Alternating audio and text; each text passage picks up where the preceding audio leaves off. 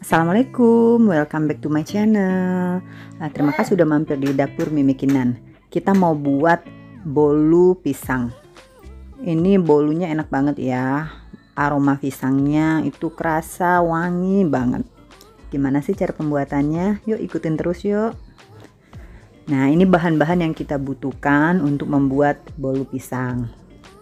Bahan yang pertama kita pakai 3 butir telur, kita pakai utuh semuanya ya, putih dan kuningnya.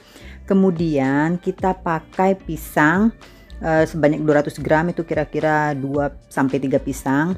Kemudian tepung terigu 150 gram, gula pasir 100 gram, karena pisang udah manis jadi kita pakai 100 gram, boleh ditambah kalau suka. Kemudian SKM 2 bungkus,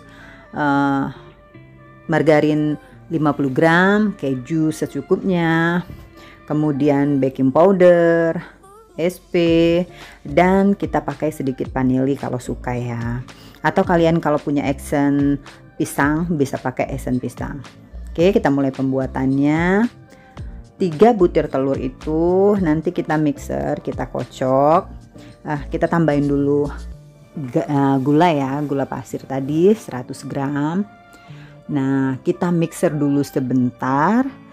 Kenapa di sini saya mixer dulu sebentar untuk menghaluskan gulanya ya, jadi biar gulanya larut hancur gitu.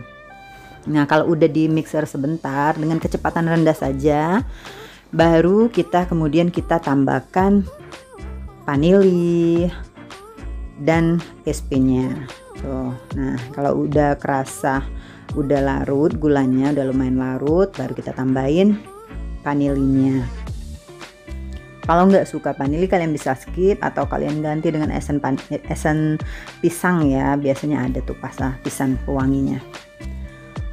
Oke, kita tambahin SP nya setengah sendok teh. Setelah itu kita mixer kembali sampai adonan menjadi kental, putih dan berjejak. Kita mixernya menggunakan kecepatan tinggi ya. Oke, terus kita mixer. Nah, mixernya ini tergantung mixer ya, lamanya itu kurang lebih antara 5 menit ke atas ya. Karena kita kalau pakai SP itu cepat banget dia mengental, mengembang naik. Oke. Tuh. Nah, kalau kalian nggak punya mixer, kalian juga bisa kocok pakai tangan ya. Ini masih karena cuma 3 telur, insya Allah nggak terlalu lama lah ngocoknya. Kalau pakai tangan nggak begitu capek juga sih. Nah, kalau udah, sekarang kita tambahin pisangnya dulu. Pisangnya tadi sebanyak 200 gram, itu kira-kira 2-3 buah pisang. Kalau pisangnya agak besar itu 2 udah cukup. Kalau dia agak sedang itu sekitar 3. Nah, kalian pilih pisangnya ini pisang yang matang. Jadi dia lebih bagus lagi yang udah matang banget, biar aroma wangi pisangnya itu lebih keluar. Biasanya ciri tanda pisang yang udah matang itu dia warna kulitnya itu ada kayak bintik-bintik coklat. Nah gitu. Itu tandanya dia udah matang sempurna. Bagus banget kalau dibuat untuk buat bolu, untuk buat cake ya. Karena aromanya nanti tajam banget, lebih kuat. Dia juga hancurin pisangnya juga mudah ya, nggak menggerindil-gerindil lagi.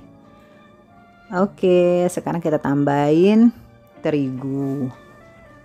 Nah, kita tambahinnya ini sambil diayak ya, biar nanti adonannya nggak menggumpal.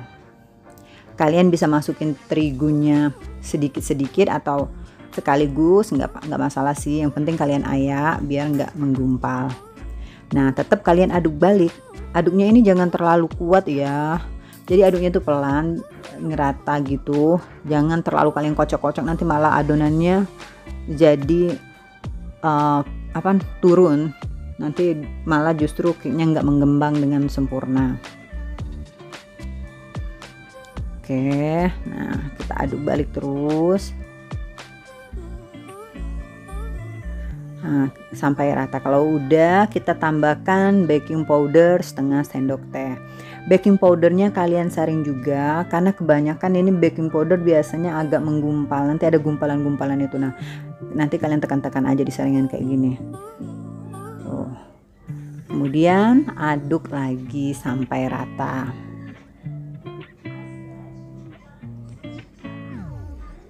Ini aroma harum pisangnya udah kerasa banget ya. Tuh enak banget harum pisangnya. Untuk pisangnya tadi kalian bisa hancurin pakai garpu atau sendok atau ditekan-tekan dengan gelas ya. Biasanya saya suka dengan gelas, bagian bawah gelas itu ditekan-tekan sampai hancur. Atau kalian mau blender juga boleh. Kemudian kita tambahkan margarin atau butter. Nah, di sini karena saya pakai butter, jadi butter ini lembut sekali. Jadi dia diaduk aja udah nyampur ya. Nah, tapi kalau kalian pakai margarin atau mentega, kalian cairkan dulu. Cairkan, dinginkan, baru kalian campur.